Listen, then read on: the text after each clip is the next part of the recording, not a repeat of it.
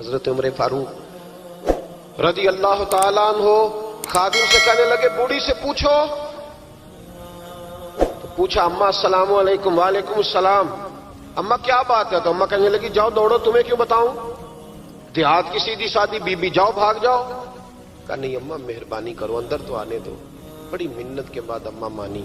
عمر فاروق عام آدمی نہیں جس سے دنیا کامتی ہے. حضرت عمر اندر گئے. اماں کیوں پریشان ہو؟ تو اماں کہنے لگی تمہیں کیوں بتاؤں، میرا اپنا دکھ ہے. چل اماں بتا دے، تیری مہربانی. اماں کہنے لگی میں ایک بیوہ ہوں، بے اولاد ہوں، کوئی میرا سہارا نہیں. مجھے عمر فاروق سے بڑی شکایت ہے.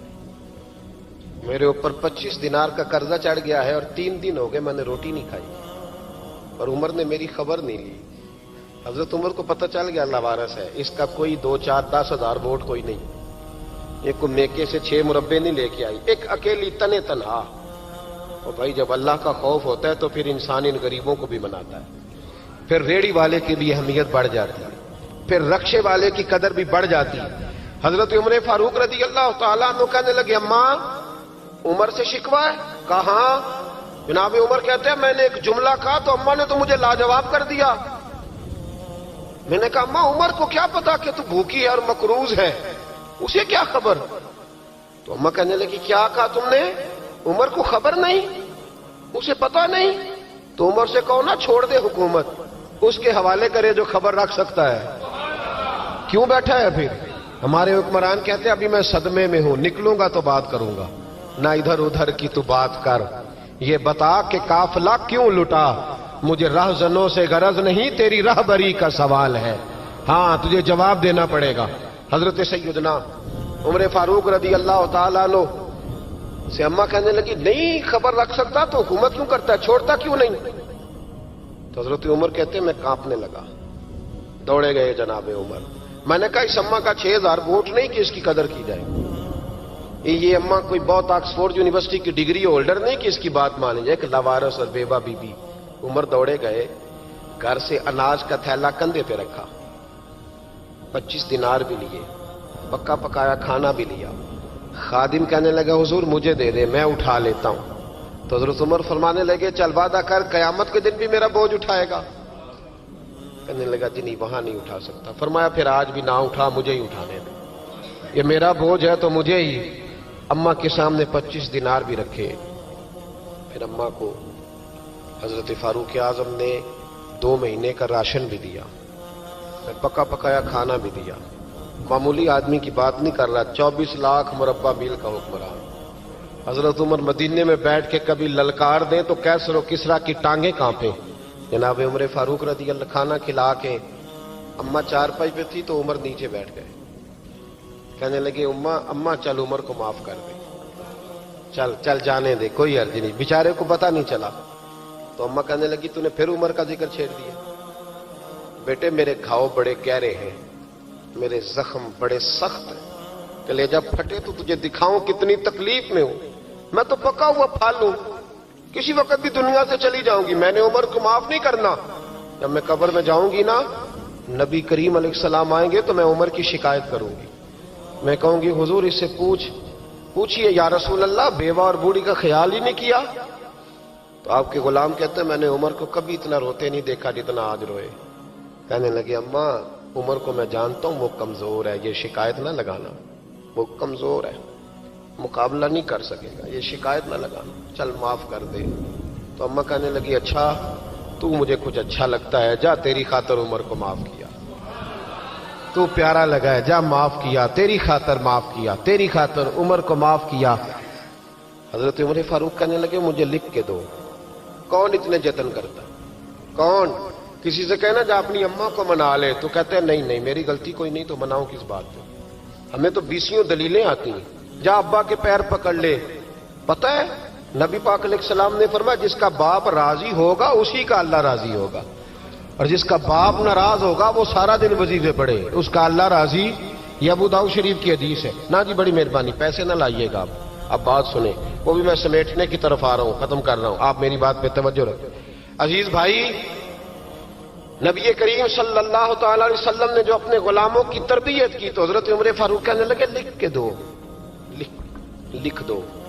तो अम्मा कहने लगी आप लिखे मैं साइन कर देती हूं, आप लिख दे मैं साइन करती हूं। हजरत उमर ने लिखा फलां बिनते फलां को उमर से शिकायत थी, फिर उन्होंने उमर को माफ कर दिया।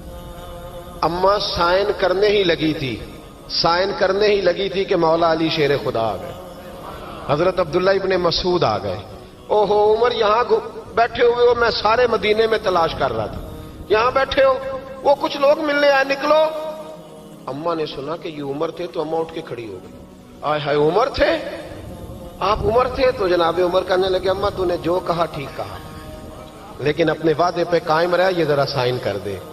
अम्मा ने साइन किए तो हजरत उमर फारूक फरमाने लगे अली आ गए हो तो बतौर गवाह तुम भी दस्तखत कर दो। अब्दुल्ला इब्ने मसूद तुम भी बतौर गवाह जब साइन हुए तो जनाब उमर ने रुक्का लपेटा और मौला अली शेर खुदा से फरमाने लगे अली ये रख लो, मुझे लगता है मैं तुमसे पहले दुनिया से जाऊंगा, और जब मैं पर्दा कर जाऊं ना तो ये रुक्का मेरे कफन में रख देना। अगर हुजूर अलैहिस्सलाम ने पूछा ना मेरी उम्मत के साथ क्या सलूक करके आए हो, तो रुक्का निकाल के कहूंगा या रसूलल्लाह एक बूढ़ी नाराज थी, मैं उसे भी राजी करके आया। हुजूर ये मैं राजी। भाई जब तक हम अल्लाह से नहीं डरते मुआशरा इस्लाह पजीर नहीं हो सकता। हजरत उमर फारूक रजी अल्लाह तआला अन्हु ना बाहर वालों का भी बड़ा सख्त हिसाब करते थे। बड़ा एक गवर्नर साहब ने लिबास बड़ा शानदार पहनना शुरू कर दिया था, तो हजरत उमर ने उतरवा के ना तो उन्हें टाट का लिबास पहना के तो ऊंट चराने की ड्यूटी दे दी थी। इतना सख्त एहतसाब करते। कसाई की दुकान पर भी 1-2 घंटे खड़े होते थे। जो आदमी मुसलसल 2 दिन गोश्त खरीदता था ना, फरमाते थे इसका टैक्स बढ़ा दो, लोगों को दाल नहीं मिल रही और ये रोज गोश्त खाता है। हजरत फारूक आजम उसको जजिया कहा जाता था, या कुछ और मामलात होते थे बढ़ा देते थे। मुसलसल जो 2 दिन आदमी गोश्त खाता था, फरमाते थे मदीने में गुर्बत है, अगर ये वाला निजाम तुम करोगे तो गरीब लोग किसकी तरफ देखेंगे। लेकिन उससे ज्यादा बढ़कर जो उनकी जिंदगी का म्यार और स्टेटस था वो ये था कि अपने घर का खास ख्याल रखते, खास तवज्जो करते। मुल्क शाम से और ईरान से कुछ लोग आपकी खिदमत में आए तो वहां से कुछ कनीजें भी आईं। उनके बादशाह पैगाम लेके शाह ईरान की कनीज को मलका ने कहा कि ना हजरत उमर की जौजा को देख के आना जरा किस तरह की है। हमारे मुल्क में क्या कहते हैं खातूने अव्वल जी, खातूने, बाकी सारे दोनों में खातूने अव्वल, जरा खातूने अव्वल को देख के आना। तो वो जब आई ना घर में मिलने तो कहा कि मुझे मेरी मलका ने कहा था कि उमर की जौजा से अहलिया से मुलाकात करके आना। तो हजरत उमर की अहलिया ने ना एक जोड़ा कपड़ों का दे दिया मलका के लिए और एक खुशबू की शीशी दे दी। अब जब वो तोहफे वहां गए तो उस मलका ने ना कुछ सोने का सामान भेजा, कुछ जेवरात भेजे, कुछ तहाइफ भेजे। जब हजरत उमर के घर आए ना, वो खादिम लेके आया, उसने कहा जी आपकी अहलिया ने तोहफे भेजे थे। तो जवाब में शाह ईरान की बीवी ने, यहाँ जिस मुल्क का वो सफीर था, उन्होंने भी ये भेजे। तो हजरत उमर फारूक ना वो तोहफे लेके घर गए तो जाके कहने लगे अपनी अहलिया से, ये तू कब से तोहफे तहाइफ भेजने लग गई है, ये कब से निजाम शुरू हो गया? तो कहा हुजूर तोहफा देना लेना तो ठीक है, सुन्नत है, मोहब्बत बढ़ती है, तो ये कोई कबाहत नहीं, और मैंने अपनी जाती इस्तेमाल के लिए जो चीजें रखी थी वो मैंने दी हैं। तो हज़रत उमर फारूक रज़ी अल्लाह तआला अन्हु फरमाने लगे हमने किसी मुल्क के साथ और उसके बादशाह के साथ जाती ताल्लुक नहीं बनाना, ताल्लुक जो भी बनेगा रसूलुल्लाह के दीन की बरकत से बनेगा। जाती रिश्ते नहीं हमने कायम करने। जाती आपके मुल्क की जो एयरलाइन जिसका हर साल खसारे का डंडोरा पीटा जाता है ना, वो हमारे बादशाह साहब और सदर साहब अगर गैर मुल्कियों को घोड़ा कभी भेजना हो ना, घोड़ा, तो पूरा एक जहाज घोड़ा लेके तोहफे में जाता है, पूरा जहाज गरीब कौम का ये सरमाया। और कौम बड़ी बादशाह है, लाइनों में लाके वोट देती है। 2 काम हमेशा लाइन में लाके करने, एक बिल लाइन में लाके जमा कराना है और एक वोट लाइन में लाके, ताकि फिर पूरे 5 साल लाइन में ही लगे रहें। मर्जी से आप वोट देना, पर जो बात दुरुस्त है उसको सुनो।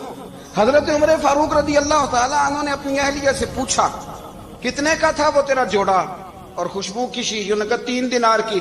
फरमाया ये 3 दिनार तेरे और बाकी जो तोहफे आए हैं वो तू खुद कह, क्योंकि उसने तेरे नाम भेजे हैं।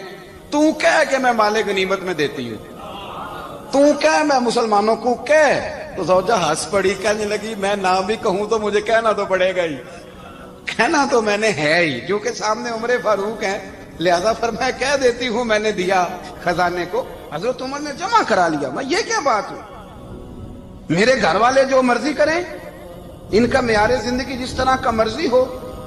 اور حضرت عمر ایک جملہ کہا کرتے تھے، اللہ کرے کہ یہ باتیں اس دور حاضر میں ہماری سمجھ میں آئیں۔ حضرت عمر فاروق رضی اللہ تعالیٰ عنہ اپنے بچوں کو فرمایا کرتے تھے کہ بہت آدمی کو بھوک لگی ہو نا، اور پھر اس کی پسند کا کھانا پکا ہو، تو اتنے شوق سے وہ اس کھانے کو دیکھتا ہے نا، فرمایا اس طرح پوری قوم اپنے بادشاہوں کے خاندان کو دیکھتی ہے، اس تیزی کے ساتھ دیکھتے ہیں کہ ان کے گھر میں کیا ہو رہا ہے، ان کا معیار زندگی کیا ہے، ان کا سٹیٹس کیا ہے۔ سیدنا فاروق اعظم رضی اللہ تعالی عنہ نے اپنے گھر کے اندر اپنے بچوں، آپ کے بچے دونوں کاروبار کے لیے مصر گئے،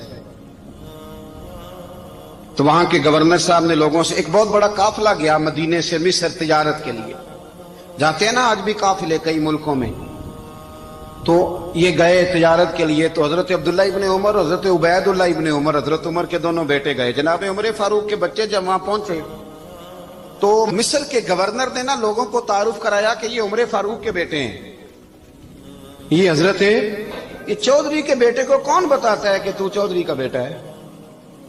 باہر والے بتاتے ہیں، گھر والے جی، اور سیٹھ صاحب کے بیٹے کو کون بتاتا ہے کہ تو سیٹھ صاحب کا بیٹا ہے؟ اور مالک کو کون بتاتا ہے کہ تو مالک کا بیٹا ہے اور یہ کرایہ دار ہے؟ یہ کون بتاتا ہے؟ یہ سوچ ہم دیتے ہیں بچوں کو، چودھری اور کمی کی سوچ، امیر اور غریب کی سوچ، مالک اور کرایہ دار کی سوچ، گھر کے مالک کی اور کام کرنے والے کی سوچ، یہ ہم دیتے ہیں، یاد رکھنا، یہ ہم دیتے ہیں، یہ ہمارا مزاج ہے، یہ باہر سے نہیں آتی۔ تو کوئی شہزادہ ہے، تو سیٹھ ہے، تو نواب ہے، یہ سوچ باہر سے نہیں آتی، یہ اماں سوچ دیتی ہے، اماں، یہ ابا سوچ دیتا ہے، اور پھر جب تباہی اترتی ہے تو اس کے ذمہ دار بھی باہر والے نہیں ہوتے، گھر والے ہوتے ہیں، گھر والے۔ ہمارے بچوں کی طبیعتوں پر زیادہ نقش باہر والوں کا نہیں ہوتا، گھر والوں کا ہوتا ہے، یاد رکھیے گا۔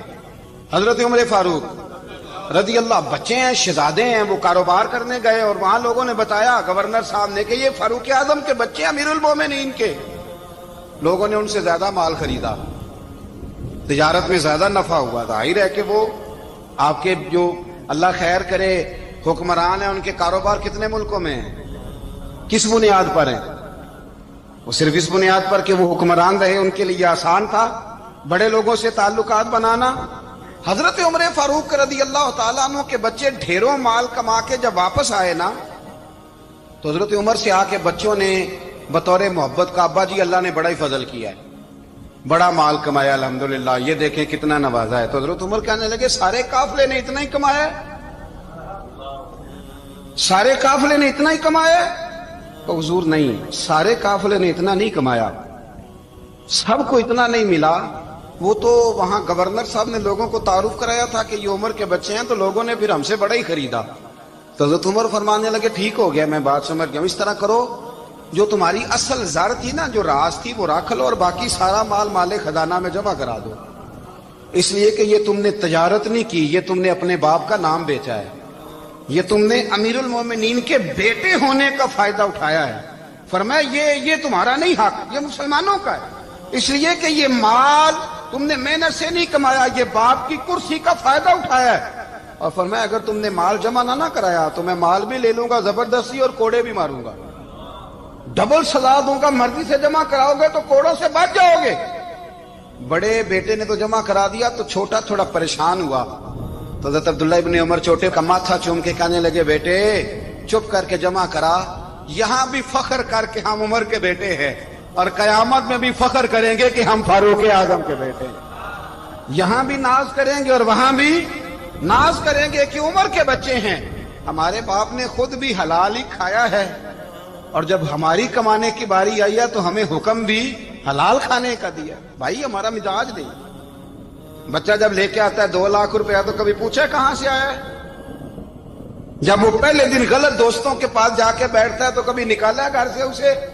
یہ بہت سارے خمیازے ہمیں اس لیے بھگتنے پڑتے ہیں کہ ہم ابتدا میں سوراخ بند نہیں کرتے، جب اس میں شگاف پڑ جاتا ہے، سیلاب آتا ہے تو ہمیں ہوش آتی ہے۔ حضرت عمر نے اپنے گھر میں نگرانی رکھی، کڑی نگرانی۔ زیادہ نماز گھر میں پڑھتے تھے حضرت عمر، نفلی نمازیں زیادہ کیوں بلا؟ بھائی یاد رکھیں کہ آپ نے اگر سجدہ کرنا ہے تو بچہ لیٹ جائے گا، وہ اسے پتا کوئی نہیں سجدہ کیا ہے۔ لیکن جب گھر میں کبھی قرآن ابا جی کھول لیں نا، جب ابا جی کا موڈ بن جائے نا لیکچر دینے کا، وہ گھر میں شروع ہو جاتے ہیں، کہتے ہیں آپ لوگ نماز نہیں پڑھتے اس لیے میرے کاروبار میں برکت کوئی نہیں، تم سویرے قرآن پاک نہیں کھولتے تو میں تباہ ہو گیا۔ تو میاں آپ نے کب گھر میں قرآن پاک کھولا تھا؟ آپ نے کب نماز پڑھی؟ آپ نے کب گھر کے اندر اللہ رسول کا ذکر کیا تھا؟ آپ نے کب حدیث چھیڑی؟ آپ نے بھی تو گھر کے اندر جب بھی آپ آئے ہیں تو آپ نے وہی کچھ کیا جو دنیا دار کرتے ہیں۔ آپ بھی تو اپنا موبائل لے کے الگ کونے میں بیٹھ گئے۔ آپ نے بھی تو کہا ہے کہ اب تمہارے چینل ختم، اب میری مرضی والا چلے گا۔ تو جو آپ نے کیا ہے بچے بھی وہی کام کریں گے۔ آپ نے بھی گپ شپ لگائی ہے تو وہ بھی لگا رہے ہیں۔ یہ سمجھ لیں جو کام آپ کریں گے آپ اپنے بچوں کی سیرت میں اس کا جلوہ دیکھ لیں گے۔ بڑی پکی سی بات ہے کہ آپ کو بچے کی عادتیں دیکھ کے سمجھ آ جائے گی کہ میں بھی یہی کرتا تھا اور یہ بھی۔ حضرت عمر فاروق رضی اللہ تعالیٰ عنہ وصال فرما گئے تو آپ کے وصال کے بعد حضرت عثمان غنی رضی اللہ تعالیٰ عنہ نے آپ کی ایک بیوہ سے نکاح کیا، حضرت عمر کی ایک بیوہ سے۔ جب وہ آپ کے نکاح میں آئی تو کہنے لگی حضرت عثمان غنی سے کہ حضور نہ تو میں خوبصورت ہوں اور نہ میں جوان ہوں، نہ آپ کی کوئی خدمت کر سکتی، میرے ساتھ نکاح کرنا سمجھ میں نہیں آیا۔ کیا شاندار جواب دیا حضرت عثمان غنی نے، کیا خوبصورت جواب دیا۔ فرمانے لگے میں نے اس لیے نکاح نہیں کیا کہ مجھے تمہارے حسن سے دلچسپی تھی یا تمہاری خدمت کی ضرورت تھی، میں نے تو اس لیے نکاح کیا ہے کہ مجھے بتاؤ عمر فاروق گھر کے اندر اپنے رب کی عبادت کس طرح کرتے تھے، وہ قرآن پاک کس طرح پڑھتے تھے، وہ رویا کیسے کرتے تھے، استغفار کا طریقہ کیا، کس وقت کس انداز میں وہ اپنے رب کو یاد کرتے تھے۔ اس لیے کہ عمر کئی دفعہ گھر سے آتا تھا تو میں اس کے چہرے پر نور دیکھا کرتا تھا، میں روشنی دیکھتا تھا، ایک معیار دیکھتا تھا۔ نکاح اس لیے کیا ہے کہ مجھے عمر کی جو گھر کے اندر کی عبادت ہے اس سے آگاہ کرو، تاکہ عثمان غنی بھی چاہتے ہیں اس طرح کے عمل کرو جس طرح کے عمر فاروق کر کے گئے۔ بھائی جب تک ہم اپنے گھر میں وہ توجہ نہیں دیں گے، وہ مزاج دیکھیں نا، ہمارے گھروں میں جب نقشہ پاس ہوتا ہے تو ٹی وی لان بھی اس میں ہوتا ہے، ڈرائنگ روم بھی ہوتا ہے، نماز کی جگہ بھی ہوتی ہے نقشے میں۔ صحابہ جب گھر بناتے تھے تو ایک مسجد بیت کا نقشہ پاس کرتے تھے، ذہن میں رکھتے تھے کہ یہ کونا نماز کے لیے، وہاں جوتے لے کے کوئی نہیں جائے گا، وہاں نماز پڑھی جاتی تھی، عورتیں وہاں اعتکاف کرتی تھی۔ ٹی وی لان تو آ گیا ہے اور گھر کے اندر ٹی وی رکھنے کے لیے تو ایک کمرہ الگ سے بنا دیا گیا ہے، اور اب جو نئے نقشے پاس ہو رہے ہیں اس کے اندر گھروں کے اندر جگہ بنائی گئی ہے جہاں کمپیوٹر رکھے جائیں اور بچوں کے لیے وائرنگ ہوگی نیچے تاکہ انہیں کوئی مشکل درپیش نہ ہو۔ یہ ساری چیز ہم نے نہانے کے لیے گھروں کے اندر اتنے بڑے واش روم بنائے ہیں کہ لگتا یہ ہے کہ سوائے نہانے کے اور کام ہی نہیں کوئی گھر میں ہوگا۔ ہر چیز آ گئی، پر اللہ کرے کوئی تفسیر بھی ٹیبل پہ پڑی نظر آئے، کوئی حدیث کی کتاب بھی ٹیبل پہ پڑی نظر آئے۔ اللہ کرے کہ جس طرح ابا لطیفہ سن کے آتا ہے تو جب تک سنا نہ لے اسے ہضم نہیں ہوتا، اللہ کرے کہ وہ جمعے میں بیان سن کے جائے تو اس کا بھی دل کرے میں اپنے بچوں کو سناؤں۔ وہ نبی پاک کی کوئی حدیث کہیں سے سنے تو گھر جا کے سنائے۔ جب تک یہ معیار نہیں بنتا آپ کیسے توقع کرتے ہیں کہ گھر کے اندر اللہ کی رحمتیں نازل ہوں گی؟ آپ یہ کیسے توقع کرتے ہیں کہ گھر کے اندر وہ معیار اور وہ مزاج بنے گا؟ حضرت عمر فاروق نے ذاتی زندگی پر جو توجہ دی، گھر والوں کے معیار پر جو توجہ دی حضرت عمر فاروق رضی اللہ تعالیٰ عنہ نے، وہ بھی بڑی دیدنی ہے۔ حضرت ابو موسیٰ اشعری کو نا آپ نے وزیر خزانہ بنایا، وزیر خزانہ۔ تو حضرت ابو موسیٰ اشعری کہتے ہیں کہ حضرت عمر کو شیخ خزانے میں رہنے تو دیتے نہیں تھے۔ تو ایک دن میں صفائی کر رہا تھا اس کمرے کی جس میں خزانہ رہتا تھا۔ ہمارے تو ملک میں جو جاتا ہے وہ صفائی کر کے ہی جاتا ہے، اللہ خیر کرے۔ اور خیر معیار بدلتا ہے، جو پچھلی حکومت ہوتی ہے وہ قرضہ اٹھاتی ہے، وہ باہر سے جاتی ہے تو قرضہ لے کے آتی، اور جو نہیں آتی ہے وہ کہتی ہے ہمیں پیکج مل گیا ہے، وہ قرضہ نہیں اٹھاتے۔ ان کو کیا ملتا ہے؟ یعنی پچھلی نے قرضہ لیا تھا اور ہم نے، واہ جی واہ کیا خوبصورت انداز ہے، اس کا نام بدل کے نا، انہوں نے قرضہ لیا تھا اور ہم نے، میں کہا بڑے شاندار سیانے بندے ہو گئی۔ اور اللہ تعالیٰ خیر فرمائے، ہمارے جو بڑے شاندار قسم کے دوست ہیں نا، شاندار، جن کا ہم ادب سے نام لیتے ہیں، وہ عرب کے بادشاہ ہیں۔ ہم تو عرب خالی کہتے بھی نہیں، عرب شریف کہتے ہیں، عرب شریف۔ انہوں نے پتہ کیا کیا ہے؟ انہوں نے اس طرح کیا ہے کہ جو کشمیریوں کا قاتل تھا نا، اس کے گلے میں میڈل ڈال دیا ہے۔ یہی کام وہ کرتے رہتے۔ انہوں نے پہلے انہیں بلا کے مندر بھی بنوائے تھے، ہمیں کوئی شکوہ نہیں، ان کی زمین ہے، اللہ تعالیٰ توفیق عطا کرنے والا ہے، پر خیال یہ تھا کہ چلو کشمیریوں کے زخموں پر نمک نہ چھڑکتے، 2 مہینے انتظار کر لیتے، کچھ حالات سنور جاتے۔